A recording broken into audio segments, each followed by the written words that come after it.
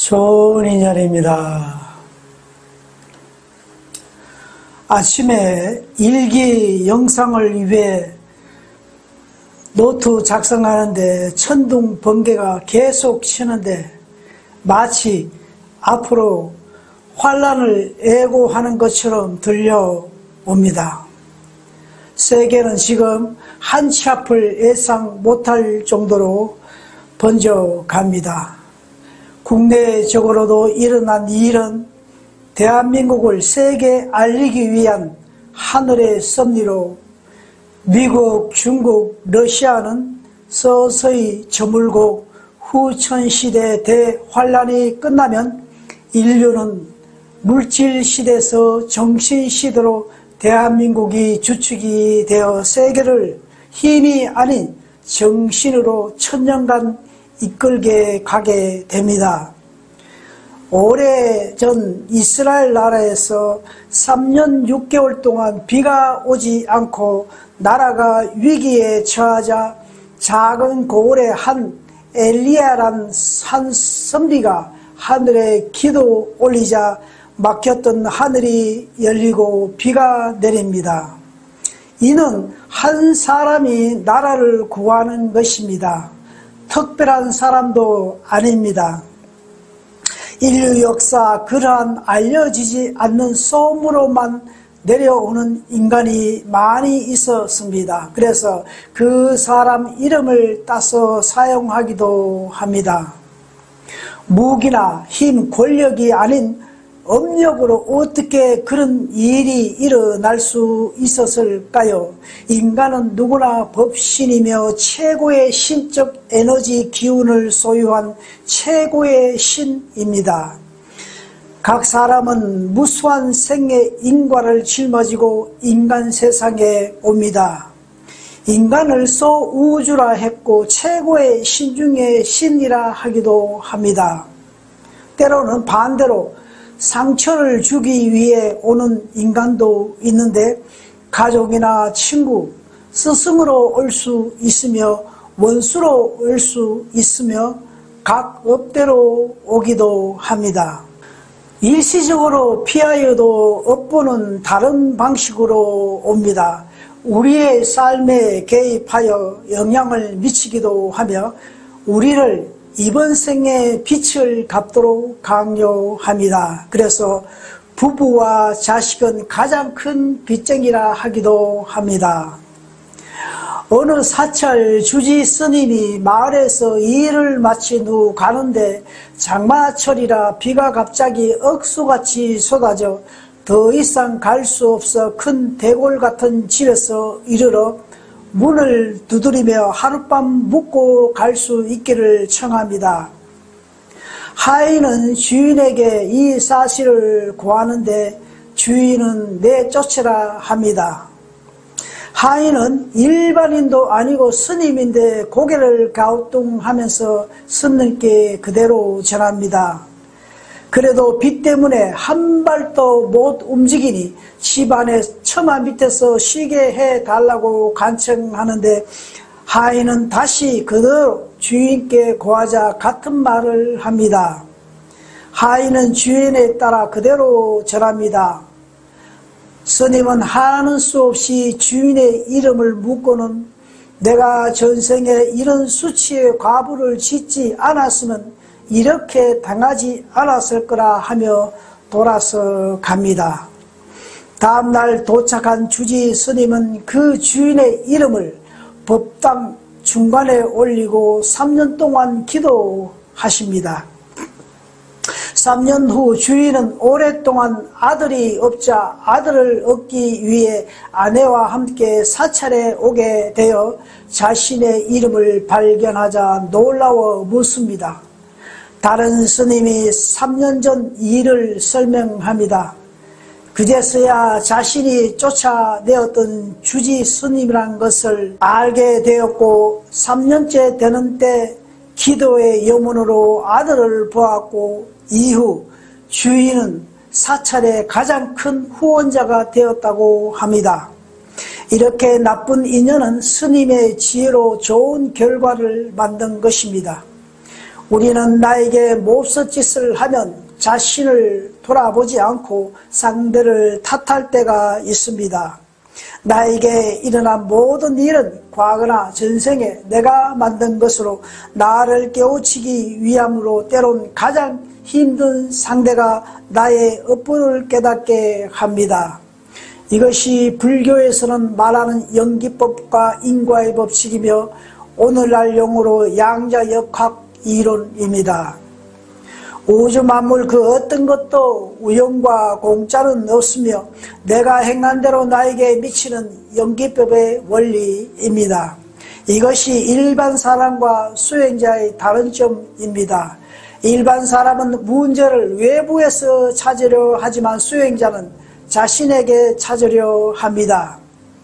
인간 삶은 늘 뭔가 의지하고 붙들고 삽니다.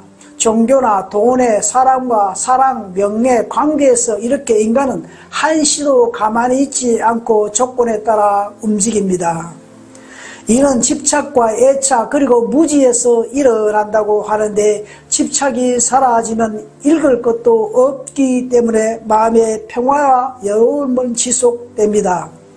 내가 약하면 그 어떤 곳이든 집착하게 되는데 인간의 본성이라 합니다. 수행은 외부에 휩쓸림 않고 평안과 고요, 여유로움을 가져다 줍니다. 또한 자신이 변함을 알아차리며 외부에서 아닌 나에게서 내가 기쁨을 발견합니다. 인간이 소우주라 모든 것을 품고 있습니다. 의식이 깨어난 마음 에너지는 사용할 수 있습니다. 깨닫기 위해 수행이 아니라 내 안에 있는 것을 발견하는 것이 수행입니다. 마음은 한 군데만 향합니다. 두 군데 동시에 못 갑니다. 그래서 한 곳에 명상이나 집중하면 물리가 일어나 원하는 것을 얻게 되는데 불교에서는 돈수라 하는데 배우지 않아도 단번에 깨친다는 겁니다. 행복을 결정하는 것은 능력도 아니고 학력도 아니며 자신의 깨어남이라 할 수 있는데요. 태어날 때부터 깨달은 사람은 없습니다. 어떤 사람은 수많은 시련을 겪고 수많은 우여곡절을 통해 단련하여 마침내 마음이 변화하고 점차 깨어나게 됩니다. 또한 어느 사람은 단번에 깨닫기도 합니다. 며칠 전 저희 집에 오셔서 간증하시는데 늦게 신학을 마치고 교회 전도사 생활하다가 그만두고 수행의 기본은 절과 명상이란 제 영상을 보고 집에서 절을 하는데 처음부터 무리하지 말고 아침 저녁 50분 정도 하시라 권했는데 아침에 50분 퇴근하여 저녁에 108번 한다고 했습니다. 어떤 때는 절을 하려고 준비하면 몸이 저절로 하게 된다고 하셨습니다. 그래서 몸이 내가 아님을 알게 되었다고 간증하셨는데 절은 탁한 에너지 방출과 함께 카르마 해소하는데 최고로 절만 해도 수행의 반은 차지합니다. 이분 빠르게 변화를 체험하는 것 같았습니다. 집에서 도반님과 명상하는데 자동차 소리, 배달하는 오토바이 소리, 물건 파는 마이크 소리 때문에 집중할 수 없어 포기했는데 어느 우리 도반님은 명상 시작과 함께 시작이 끝날 때까지 어떤 소음도 들리지 않는다고 했습니다. 전철에서도 30분 명상한다고 작정하면 꼭 그 시간에 깨어난다고 했는데 지금 생각하면 내가 전생에 시끄럽게 했기 때문에 그런 시끄러운 과보를 받는 것을 알았습니다.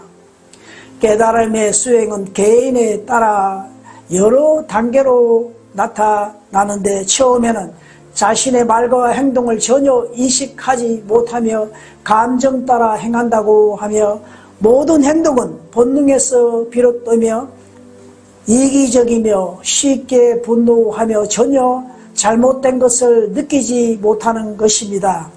다음으로 자신의 행동 뒤에 있는 원인에 대해 관심을 갖기 시작합니다. 내가 그렇게 왜 말했을까? 내가 왜 그런 실수를 저질렀을까? 이것은 자기 성찰의 단계라 합니다. 또한 더 이상 다른 사람이나 환경을 원망하지 않고 누구에게도 책임을 돌리지 않습니다. 이후 자기에게서 원인을 찾기 시작합니다. 자기 자신을 받아들이고 좋든 나쁘든 주변의 모든 것을 수용하기 시작합니다. 내면의 갈등과 자기 자신 학대도 점차 줄어듭니다. 또한 지나치게 집착하는 것도 줄어듭니다. 감정에 쉽게 휘둘리지 않습니다. 비판, 조롱, 심지어 비꼬는 말도 더 이상 나에게 영향을 미치지 않습니다. 점점 변화되면 오직 자신의 일을 하는 데 집중하고 세상 보는 것이 너그러워집니다. 자신의 목표만 몰입하고 자신이 하고 있는 것과 하나가 됩니다. 모든 물질은 조건과 원인에 따라 나타났다 사라집니다. 우리는 때로는 선하지 않으면서 선한 것 같이 행동하고 괴로우면서도 즐거운 척도 하며 살아갑니다. 세상에 그게 아니면 안 된다는 생각이 우리를 스스로 가두어 둡니다. 나의 관념이 나를 더 이상 못 가게 묶어 놓을 때가 있습니다. 내 기준으로만 세상을 보며 기회를 스스로 포기해 버리는 것입니다.